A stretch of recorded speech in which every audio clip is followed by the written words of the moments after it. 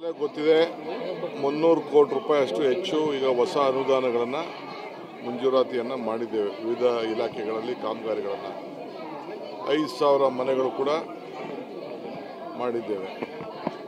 So ಅದೆಲ್ಲ ಹಂಚ್ಕೊಂಡು ಬರ್ತಾ ಇದ್ದೀವಿ. ಒಂದೊಂದು ಪಂಚಾಯತಿಗೆ ಎಷ್ಟೆಷ್ಟು ಯಾರ್ಯಾರು ರಜೆ ಕೇಳಿದ್ರು ಅಂತೇಳಿ ಒಂದು ಪಂಚಾಯತಿಗೆ 100 ಮನೆ, 120 ಮನೆ, 130 ಮನೆ, 70 ಮನೆ ಎಲ್ಲೆಲ್ಲಿ ಡಿಮ್ಯಾಂಡ್ ಇತ್ತು ಆ ಪ್ರಕಾರ ಎಲ್ಲ ಹಂಚ್ಕೊಂಡು ಬರ್ತಾ ಇದ್ದೀವಿ. ಪ್ರತಿ ಪಂಚಾಯತಿಲೂ 2 ಕೋಟಿಯಿಂದ ಹಿಡಿದು 5-6 ಕೋಟಿ ರೂಪಾಯಿವರೆಗೂ ಕೂಡ ಕೆಲಸಗಳನ್ನು ಕೂಡ ತೆಗೆದುಕೊಳ್ತಾ ಇದ್ದೀವಿ. ಇದಲ್ಲದೆ ನೀರಾವರಿ ಇಲಾಖೆಯ ಕಾಲುವೆಗಳನ್ನು ಆಮೇಲೆ ನೀರು ತುಂಬಿಸುವಂಥದ್ದು ಎಲ್ಲ ಭಾಳ ಬೇಡಿಕೆ ಇಟ್ಟಿದ್ದಾರೆ. ಅವೆಲ್ಲ ಕೆಲಸಗಳನ್ನು ಅಟೆಂಡ್ ಮಾಡಿಕೊಂಡು ಬರ್ತಾಯಿದ್ದೀವಿ. ಒಂದಿನ ಆಲೇ ರಾಮಲಿಂಗಾರೆಡ್ಡಿ ಅವರು ಬೆಳಗ್ಗೆಯಿಂದ ಸಾಯಂಕಾಲದವರೆಗೂ ಅವರು ಡಿಸ್ಟ್ರಿಕ್ಟ್ ಮಿನಿಸ್ಟರ್ ಅವರು ಮಾಡಿದ್ದಾರೆ. ಈಗ ನಾನು ರಾಮಲಿಂಗಾರೆಡ್ಡಿ ಅವರು ಹೊರಟಿದ್ದೇವೆ. ಒಂದಿನ ಸೈಟ್ಗಳನ್ನ ಬಂದು ಹಂಚಿದ್ದೇವೆ. ಆ ಕೆಲಸ ಕೂಡ ಆಗ್ತಾಯಿದೆ. ಸರ್, ಇನ್ನು ಮುಂದಿನ ಒಂದು ವಾರದಲ್ಲಿ ಚುನಾವಣೆ ಘೋಷಣೆ ಆಗುವಂಥ ಸಾಧ್ಯತೆಗಳಿದೆ. ಅಭ್ಯರ್ಥಿ ಆಯ್ಕೆ ಹೇಗಿದೆ? ನಾನು ಅಭ್ಯರ್ಥಿ ಬಗ್ಗೆ ಯೋಚನೆ ಮಾಡ್ತಾಯಿಲ್ಲ.